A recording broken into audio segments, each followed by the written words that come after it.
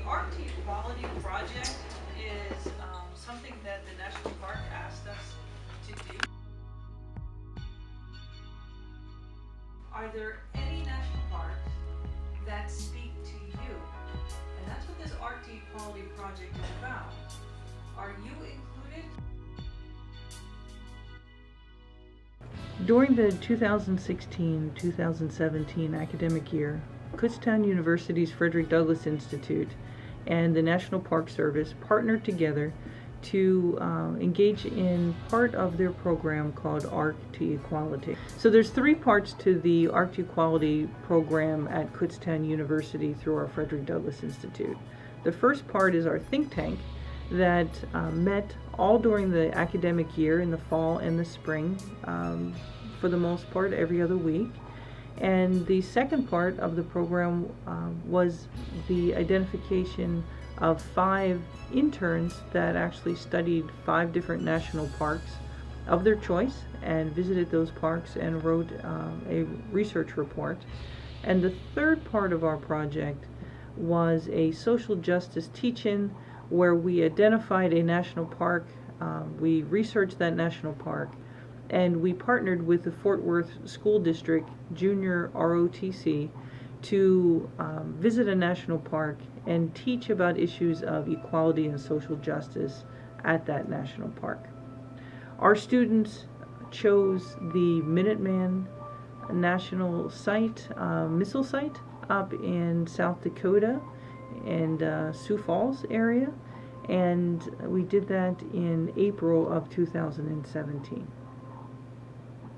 The think tank in the fall explored very general, broad questions to start.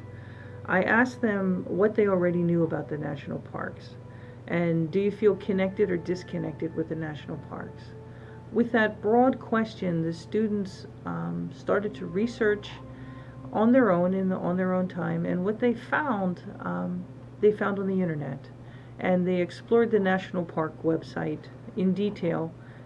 I feel like personally, living my life in, polluted cities and, with filth and stuff, and light pollution, I feel like it's my duty to go to visit different national parks, not like, the ones that are inside the city, like the ones in DC and New York City or Philadelphia, but the ones out that are vast and are the ones that are huge, to, feel the difference between, being so secluded in the city rather than being outdoors and being able to see the stars and stuff. And I feel like the National Park website should be, advertising these national parks as kind of like as a way to get away from the city. And the second part of the project were the student interns.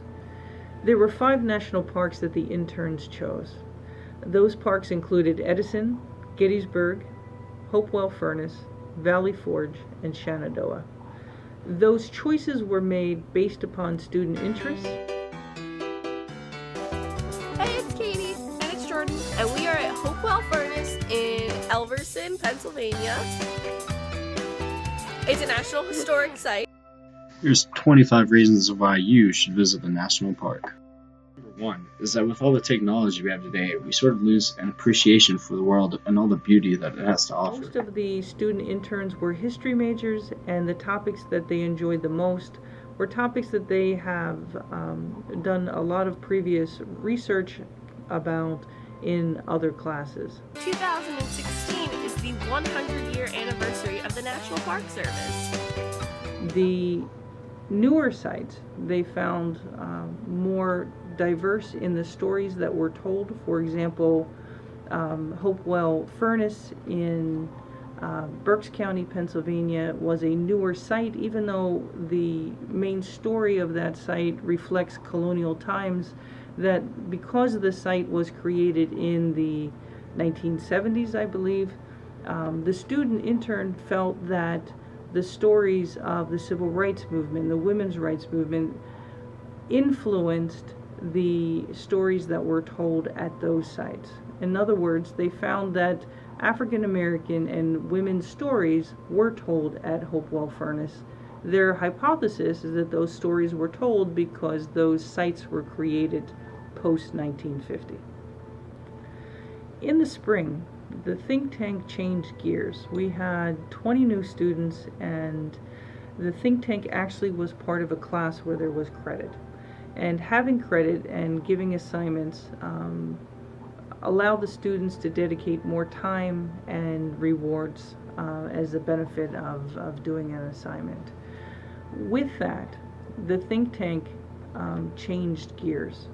In the fall, we asked the question very generically, what national parks attract you, what stories are being told, whose stories are included, whose stories are excluded. What I found from the fall is that students really didn't know that much about their own personal identities to be able to tell us whether they felt included or excluded in the stories of the national parks. So after identifying personality characteristics as part of identity, the second part of the think tank study in the spring centered on understanding one's cultural background. And we discovered and learned about culture related to gender, race, ethnicity, religion, region, many different categories. Religion as well as region were included with ability, disability, social class, etc. Students learned about themselves. Their response was that they had never in high school explored who they were culturally, and we felt that was necessary before we looked at national parks a second time around with the think tank, so that the students would have some elements by which they would use to analyze the national parks and their stories that they told. In the fall, without studying identity first, many of the African American and Latino young men in the think tank expressed their desire to go to places that were different from where they grew up. They wanted to go to open spaces in the Midwest, in the West, and walk in nature and go someplace that didn't identify with their cultural background as much as a place that was different that they could explore from their home environment, from their city, from their neighborhood. In the spring, however, after studying about one's culture and history related to race and ethnicity, many of the young African American males and Latinx males were very interested in national parks related to their racial background and the civil rights movement specifically. Many of those individuals created projects and videos about national parks related to the civil rights movement. One of the activities that we engaged in during our Art to Equality project at Kutztown University was to invite Dr. Megan Springate from the DC Office of Cultural Interpretation to our university. She is the editor of the LGBTQ theme study, and she spoke in an auditorium to many students and met with small groups as well concerning that study and many topics that the National Park interprets related to race, class, gender, and orientation. The last part of the Art to Equality project at Kutztown University was our social justice teach-in. We've engaged at a social justice teach-in 2 years ago when we took part in the Selma to Montgomery 50th anniversary march, and last year at Gettysburg. This year we wanted to be at the Minuteman Missile National Park and Site to study the Cold War. And we wanted to engage in our social justice teach-in at that location because it gave us an opportunity to study modern history and also incorporate everything that we've learned about multiple stories related to race, gender, social class to that site. We didn't know that much about it, so the students researched that topic through the spring semester. Another part of the social justice teach-in is to have high school students in a location in the United States study about a similar topic in a different location through their own eyes. We partnered with Fort Worth independent school district in Texas, and we worked with the JROTC. And there, 20 cadets learned about the Cold War and studied topics related to different events that happened during the Cold War. Their job was to come to the Minuteman Missile National Site with our college students from Kutztown University and teach us about the Cold War. Kutztown University students studied issues about the Cold War related to race, class, and gender. Our job in the social justice teach-in was to teach high school students from Fort Worth about topics of inclusion that would not necessarily be taught through the historic site, the Minuteman Missile National Site. The social justice teach-in this year was unique in that not only did we have high school students teach college students and college students teach high school students at a national park location, we added a new dimension to our social justice teach-in. We videotaped veterans who are instructors in the JROTC in Fort Worth, and we asked them to describe their experience serving in the military during the Cold War. 3 college students from Kutztown University, as part of the Frederick Douglass Institute initiative, Arc to Equality, taught high school students about issues related to social justice off-site near the Minuteman Missile National Site. Our students chose 3 topics. Carolyn chose to teach students about work and workers related to creating the missile silos in South Dakota. Chanel chose to teach about gender and women in the military during the time that the missile silos in South Dakota were active near the Minuteman Missile National Site. Maya chose a lesson that looked at the historical context of opportunities for females and persons of color in the military during the 1950s, 60s, 70s, 80s, and 90s.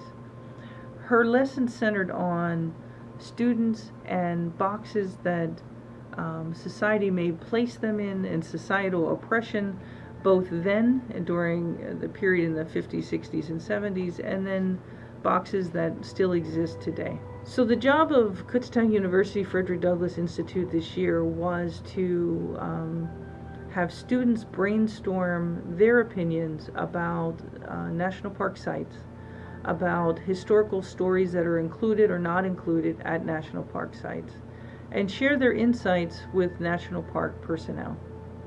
This short video was created for the purpose of sharing their thoughts with you. They were able to, sense what we were interested in and what we weren't interested in, and they answered our questions very thoroughly.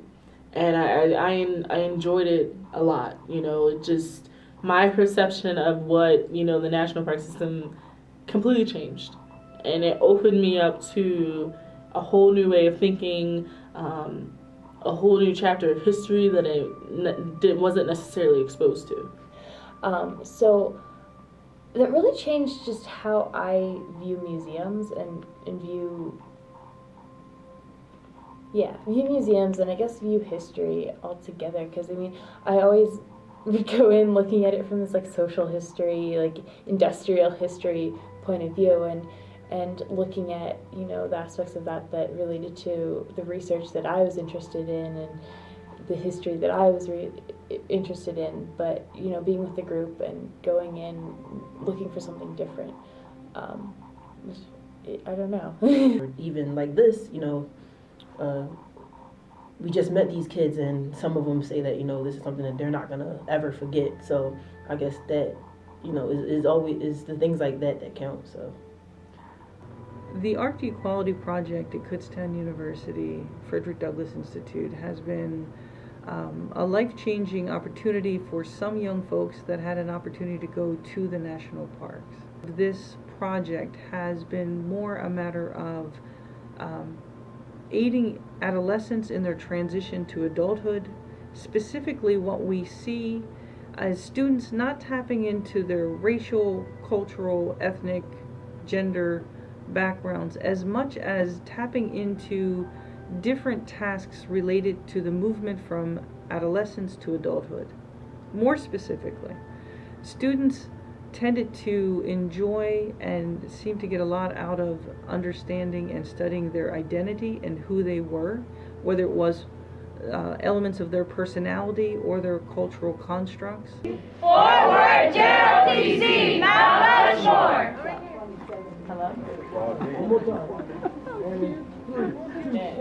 It's our hope here at the Frederick Douglass Institute that we would have the opportunity to follow up and repeat this grant once again, and specifically target and look at tasks of adolescence and movement to adulthood, items of related to culture and class, region, religion, and perhaps do additional research where we would do survey research as well as interviews to follow up on the process that we created this year of having a think tank, internships, and a social justice teach-in to see and repeat the same process to see if it's effective or not effective, for suggestions for other colleges and high schools to work with the National Park Service.